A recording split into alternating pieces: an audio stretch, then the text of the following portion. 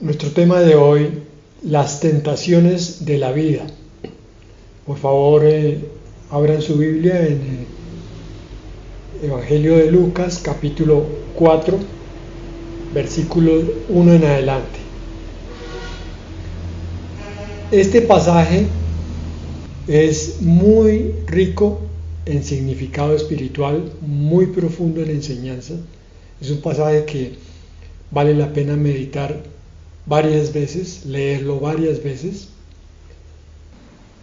Un pasaje que nos sirve para tomar decisiones sabias y bíblicas.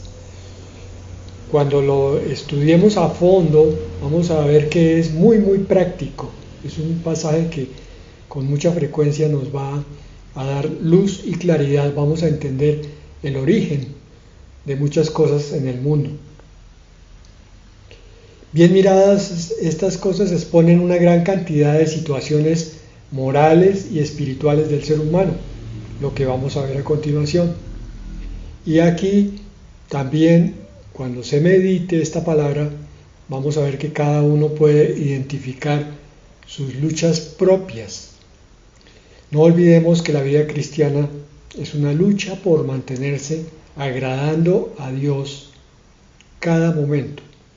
Vamos a ver instantes en los cuales estamos debilitados o enfriados o apagados, y muchas veces hay relación entre aspectos espirituales y estos estados de ánimo, otras veces no, pero miremos qué nos dice la palabra de hoy.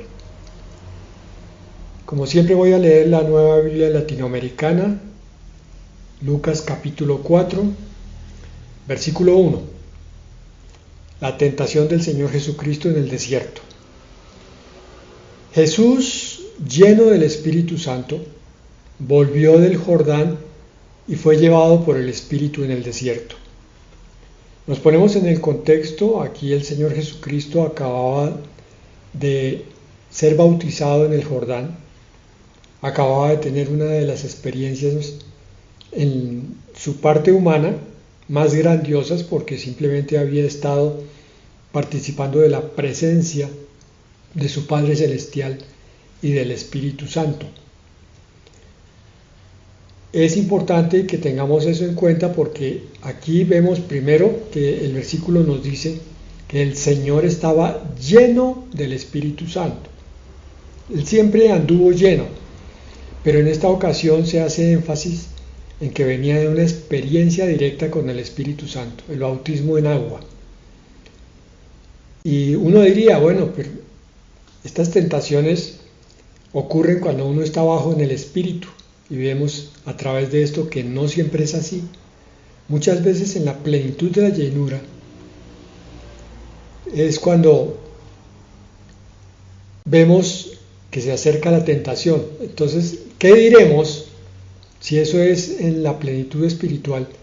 ¿Qué diremos cuando estamos en la carnalidad? Dice el versículo que fue llevado por el Espíritu en el desierto. No perdamos la importancia de cada frase que aquí se nos explica. No fue el diablo el que buscó al Señor Jesucristo para tentarlo. Fue el propio Espíritu Santo en que lo puso en una situación complicada, una situación difícil. ¿Por qué digo esto? Porque nosotros, como humanos que no entendemos las cosas espirituales, a veces renegamos de las pruebas. Señor, pero ¿por qué me pasa esto a mí? Señor, pero es que yo no entiendo si yo he estado haciendo las cosas bien. ¿Vale? ¿Quién mejor que el Señor Jesucristo para hacerlas? Y sin embargo, tenía que pasar por esta tentación para fortalecer su carne. Pero otro motivo importantísimo es para que esto quedara consignado en la palabra de Dios y fuera motivo de entendimiento y de comprensión de lo que es la vida espiritual. Una tentación puede sobrevenirnos en cualquier momento, momentos de debilidad o momentos de fortaleza. Ojo, quiero hacer la aclaración aquí, no fue el diablo el que inició las tentaciones. Y entonces podemos considerar de una vez el versículo final, el 13, para que podamos comprender la importancia de este pasaje. Saltemos del 1 al 13 y dice: cuando el diablo hubo acabado toda tentación, se alejó de él esperando un tiempo oportuno. Me llama a mí la atención particularmente cómo está redactado esto en la Nueva Biblia Latinoamericana. Cuando el diablo hubo acabado toda tentación, y cosa similar dice la Reina Valera del 60. Es como si se nos estuviera diciendo una de dos cosas. Cuando se acabaron las tres tentaciones que eran bien importantes, o cuando se acabaron las tentaciones, estas tres que eran símbolo de muchísimas más tentaciones. Lo cierto es que el diablo se dio cuenta que aquí no tenía nada que hacer, que se estaba enfrentando a una persona que estaba plena en el espíritu, que sabía cómo responderle a cada una de esas tentaciones, y por tanto dice que se alejó de él esperando un tiempo oportuno. Es decir, ahora quizás buscaría un momento en que la carne de Jesús estuviera débil o estuviera por el contrario muy fortalecido. Es cierto que la tentación empezó cuando el Señor había guardado un ayuno, o sea que su carne estaba débil, pero su espíritu estaba muy fuerte. Todas las tentaciones a Jesús están aquí incluidas, o los modelos de todas las tentaciones de cualquier época. Por eso estoy tomando el versículo 13 desde ya, para que abramos los ojos y la atención y entendamos que en este pasaje podemos encontrar guía y dirección para muchos aspectos conflictivos en nuestras vidas.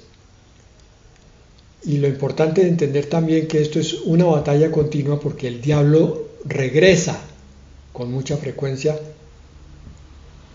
después de que hemos considerado que la victoria llegó, la gloria del Señor se manifestó. Entonces el diablo se aleja momentáneamente, pero va a volver.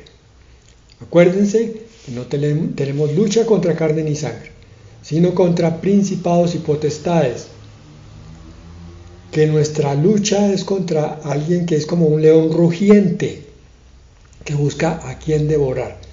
Esto es una advertencia para andar siempre vigilantes. En el versículo 2 nos dice el pasaje que por 40 días, siendo tentado por el diablo, por 40 días ayunó el Señor. No comió nada durante esos días, pasados los cuales tuvo hambre. Entonces dijimos, el espíritu estaba fuerte, la carne estaba debilitada. El diablo ve allí una urgencia física. Significa esto que después de una gran bendición puede venir una gran prueba. No nos durmamos sobre los laureles. Cuando hayamos estado en la presencia del Señor, cuando hayamos entendido por revelación algo que se nos convirtió en un milagro en ese momento, cuando hayamos estado en un culto con una administración espectacular, o estemos quebrantados en el espíritu por una alabanza del Señor, no perdamos de vista que el diablo siempre anda buscándonos cómo devorarnos. Los periodos de alguna necesidad urgente son los que deben ser más vigilados. Esto es lo que se llama ser prudente, andar en vigilia. Y entramos entonces a la primera tentación, versículo 3. Entonces el diablo le dijo: si eres hijo de Dios, primera parte, dile a esta piedra que se convierta en pan. Dos enunciados. Aquí hay doble tentación. Hay un gran cuestionamiento que va dirigido desde el diablo contra la naturaleza dada por la cruz. Es decir, la parte divina de Dios en el Hijo de Dios es tocada siempre con el diablo con duda. Lo mismo que hizo con Adán y Eva, con Eva en el huerto, con que Dios os ha dicho, en ese mismo sentido lanza aquí el ataque. ¿Acaso tú eres un hijo de Dios? ¿Acaso tú eres salvo? ¿Acaso tienes el poder de Dios dentro de ti? La pregunta siempre va dirigida al hecho de que nosotros empecemos a dudar a partir de ella. ¿Sí, en realidad sí soy hijo de Dios? ¿Sí soy salvo? Entonces, si eres hijo de Dios, me lo vas a probar. Tienes que probarlo. Ese es el desafío que yo, como diablo, te lanzo. Dile a esa piedra que se convierta en pan. Cada una de las tres tentaciones que vamos a ver tiene ese componente. Si eres hijo de Dios, entonces tienes que hacer algo. Tienes que probar que eres hijo de Dios.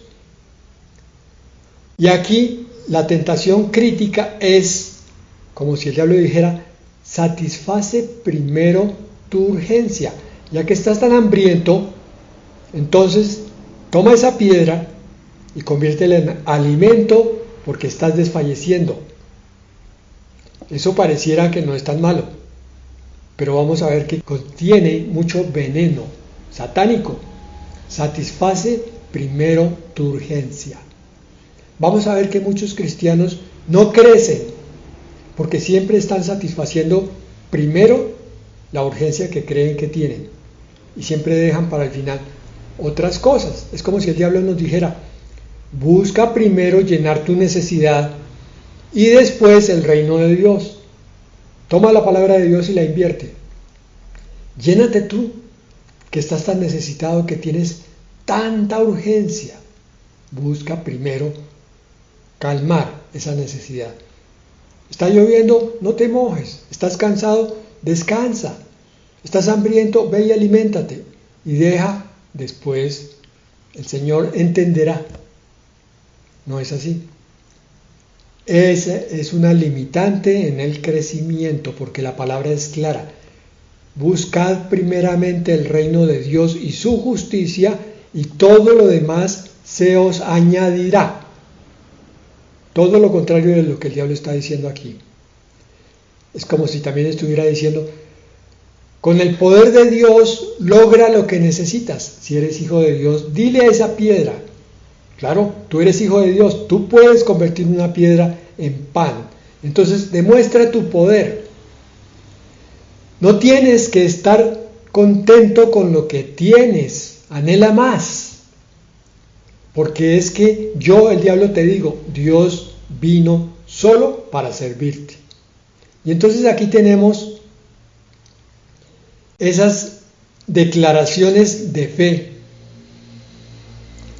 que vemos en tantas teologías que se enseñan hoy en día. Vemos aquí el hecho de buscar tener fe para obtener los deseos personales egoístas. Es que usted no tiene fe, es que usted no se ha sanado porque no tiene fe. Ese es un ataque satánico. Dile a esta piedra que se convierta en pan cuando la prioridad es otra. Tu hambre puede esperar incluso hasta que hayas buscado primero de Dios. Por eso el Señor le responde en el versículo 4, escrito está, no solo de pan vivirá el hombre. En algunas versiones se añade, sino de toda palabra que sale de la boca de Dios. En algunos manuscritos no está eso que estoy añadiendo yo, en otros sí. ¿Qué hizo aquí el Señor?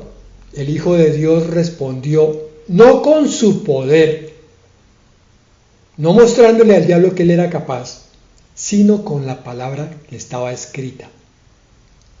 Esta palabra declara que la vida del hombre, tanto física como sobre todo espiritual, depende del autor de la palabra, que incluso tu hambre física puede ser saciada primero por Dios, pero que para eso se necesita que camines conforme a las prioridades de Dios, que antes que mirar lo terrenal hay que mirar lo celestial.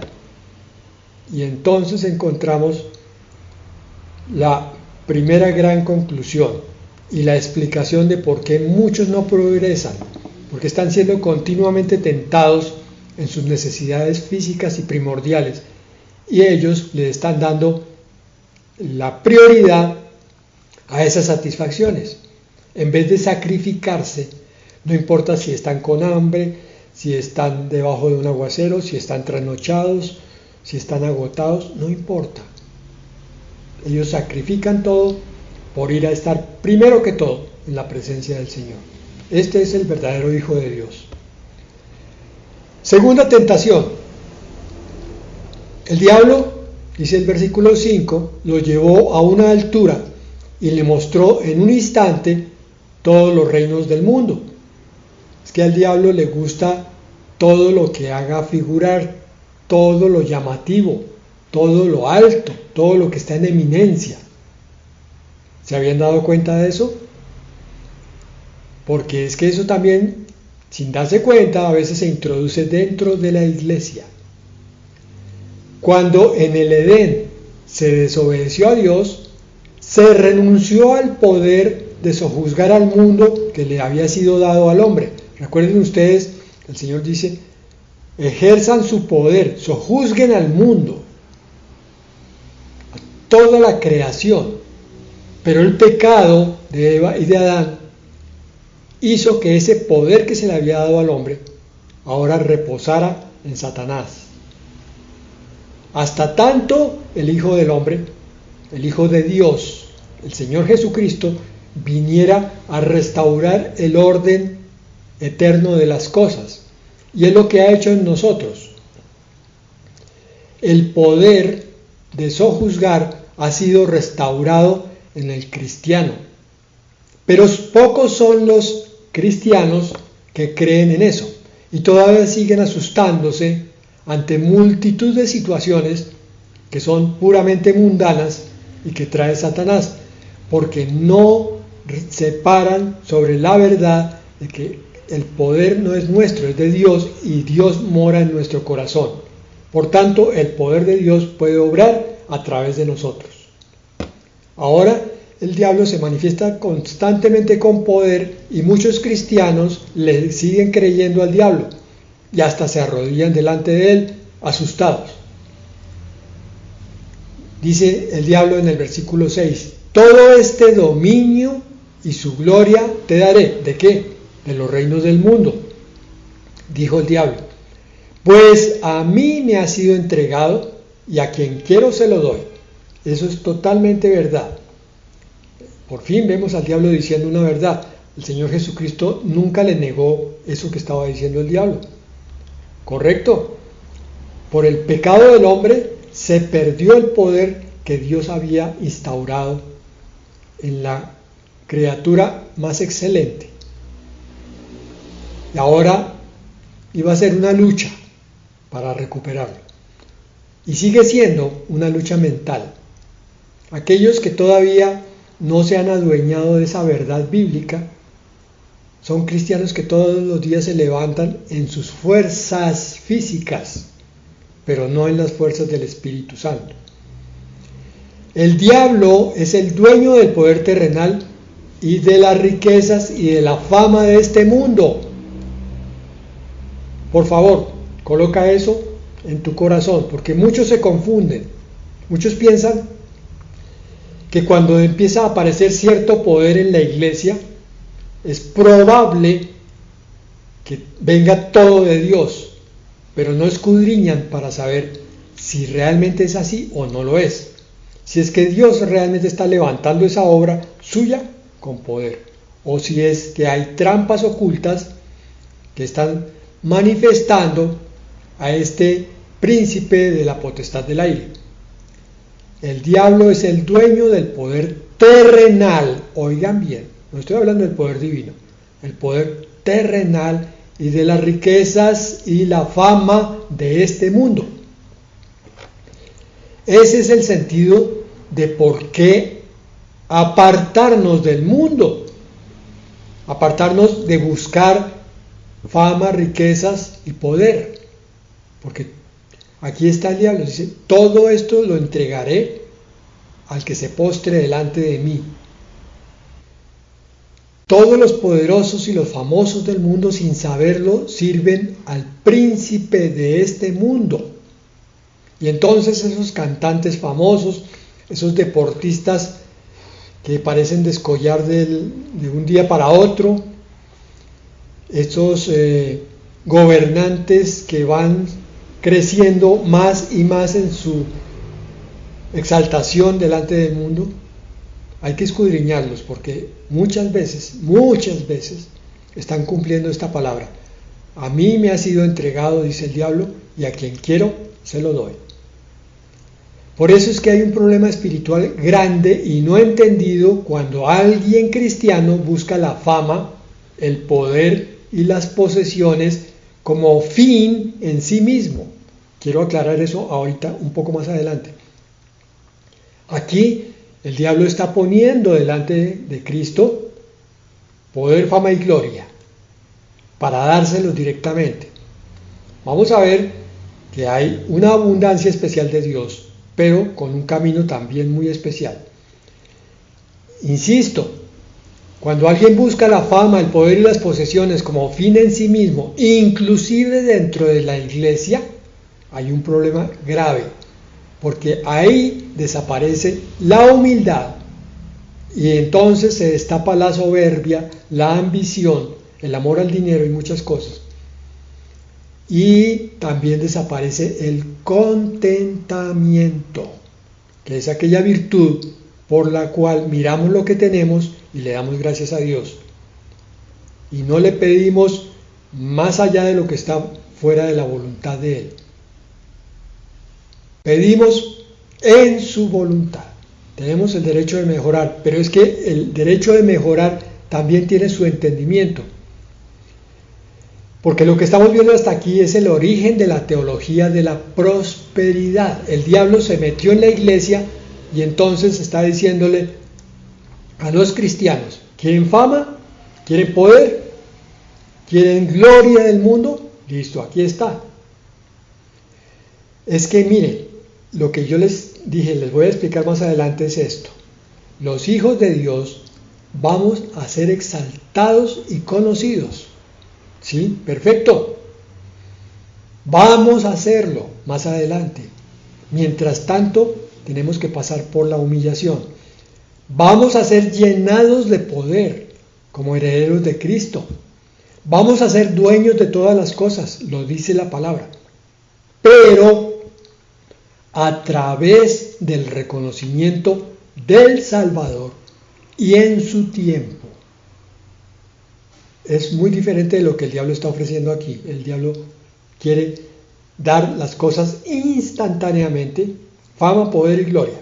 Tómelas, pero adóreme. En cambio con el Señor, esas mismas cosas y mucho más abundantes, muchísimo más abundantes, van a llegar a nuestra vida en la eternidad. Por eso el Señor le responde, escrito está, versículo 8, al Señor tu Dios adorarás y a Él solo servirás. Por eso es que el primer mandamiento está en el primer lugar.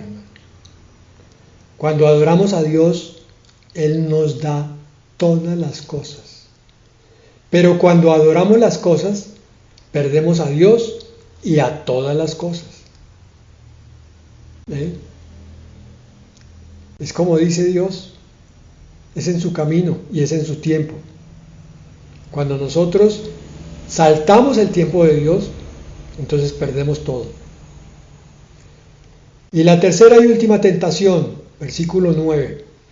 Entonces el diablo lo llevó a Jerusalén, enfatizo, Jerusalén, y lo puso sobre el pináculo del templo, enfatizo templo. Y le dijo, si eres hijo de Dios, lánzate abajo desde aquí, pues escrito está, a sus ángeles te encomendará para que te guarden, y en las manos te llevarán para que tu pie no tropiece en piedra. Miren, el diablo conoce mucha más palabra que muchos cristianos. Y la cita con oportunidad, pero la cita mal, A propósito la cita mal, porque él sabe que es la verdad de Dios y no le conviene citarla como verdad completa. Aquí está citando la mitad de lo que estaba escrito en los Salmos. No vamos a meternos con eso hoy, vamos a ir directamente al punto. Otra vez, si eres hijo de Dios, en cada tentación, tú eres hijo de Dios, tú eres cristiano, entonces tienes que probarlo de determinada manera. Y vemos a muchos hermanos desafiando a otros hermanos. Hermano, es cuestión de fe, láncese. Aquí esta tentación tiene cierta connotación religiosa, lo pongo así, religiosa, porque habla de Jerusalén, la amada de Dios, la ciudad de la paz, el preludio de la nueva Jerusalén, y habla del templo. Entonces es como si esta palabra estuviera dirigida, esta tentación mejor, estuviera dirigido un poco a los religiosos, a aquellos que no son tan espirituales. Y es una tentación un poco difícil de entender, es bien tramposa.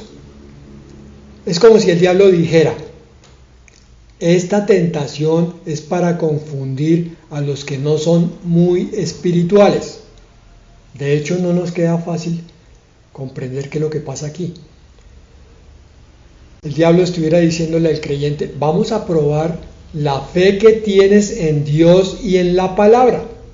Si eres hijo de Dios, lánzate desde aquí, porque está escrito tal cosa. Vamos a probar tu fe y cuánto crees en la palabra. Vamos a pedir algo imposible para probar tu fe. Claro, imposible. Lánzate, que es lo lógico, que la ley de gravedad haga efecto y tú te mates. Pero no, si tú crees ciertas cosas de la Escritura, vas a ver cosas grandiosas. Entonces se trata de discernir bien la palabra de Dios para ver cómo se aplica, porque aquí el diablo quiere enredar las cosas para que se aplique mal.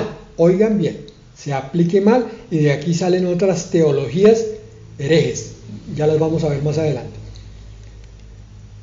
El que sigue este juego no se da cuenta que finalmente lo que está haciendo es probar a Dios.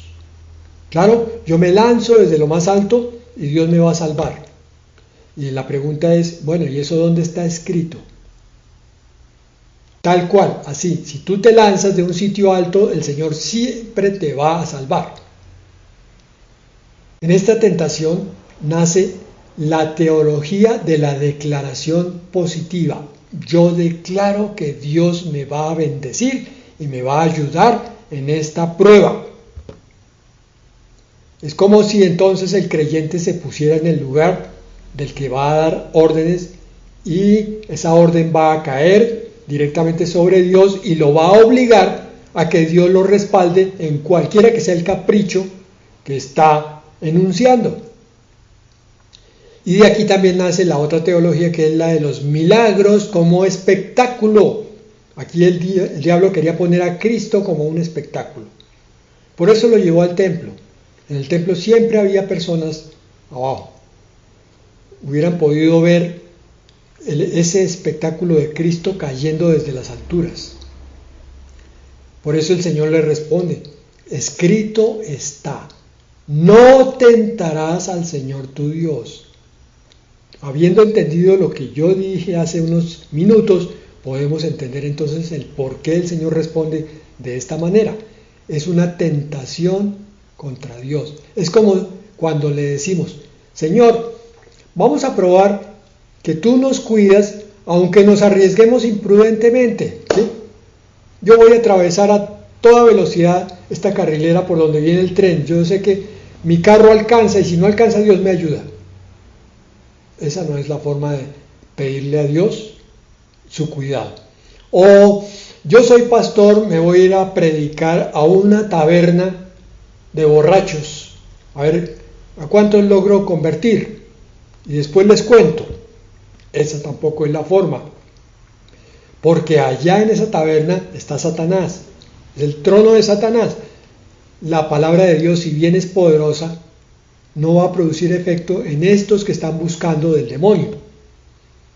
Entonces más bien de pronto yo me gano un botellazo o una puñalada. Dios no me va a proteger de eso porque Él no nos ha ordenado que hagamos semejantes desafueros, desatinos. O yo le digo, vamos a pedir algo que nos haga quedar bien delante de los demás, ¿sí? Dios, haz un milagro para que todos vean que yo soy tu hijo, para que todos vean que tú me cuidas.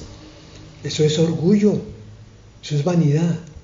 O vamos a forzar a que Dios bendiga algo que no está en su voluntad. Yo, no importa, hago esto, voy a comprar un lote para la iglesia por fe, cuando Dios no me ha dicho ensancha las estacas. Pastor, usted está diciendo algo que no es, porque toda iglesia está mandada a crecer. Sí, hermanos, pero en los tiempos del Señor. Si yo tengo 20 congregantes, 20 hermanos en una iglesia, ¿para qué compro un lote para ampliarla a 20,000, por ejemplo? Lo que puedo hacer es comprar más sillas en el sitio donde estoy para que me quepan 50. Seguramente me caben. Eso es más lógico. Pero salir a comprar un lote, pues es absurdo. Dios bendíceme porque esto es para tu obra. Mentira. Es muy probable que sea para la vanagloria del pastor. Yo tengo una iglesia que está creciendo increíblemente. El Señor está bendiciendo la obra. Cuando el diablo hubo acabado toda tentación, se alejó de él esperando un tiempo oportuno. Hermanos, si ustedes repasan cada una de estas 3 tentaciones y le piden al Señor que los ilumine en situaciones particulares, van a descubrir el porqué de algunos errores del pasado, pero también van a descubrir cómo tener sabiduría para el futuro, para que cuando se presenten situaciones similares, donde venga Satanás a pedir, dizque una demostración de la naturaleza divina, sepamos cómo contestarle. Acuérdense que en las 3 tentaciones el Señor siempre respondió con la palabra. Esa es la enseñanza generalizada de este pasaje que se predica cada vez que se toca este pasaje. Hermano, tú tienes que conocer la palabra para saber cómo responderle al diablo. Y estoy totalmente de acuerdo. Si tú no conoces la escritura, ¿cómo le responderás al diablo? ¿Cómo saldrás de esa tentación? ¿Con qué argumentos vas a pelear con el diablo? Si el diablo tiene una sabiduría maligna y una sabiduría de siglos, ¿crees tú acaso que con tu pequeño cerebro vas a poder trancar o vencer al príncipe de la oscuridad? Es muy adecuado entonces que pongas en tu corazón la decisión de leer más la palabra de Dios para estar listo en esos momentos donde tú no sabes si el que te está hablando es tu propio corazón o es la voz de Satanás. Bueno, amén y amén.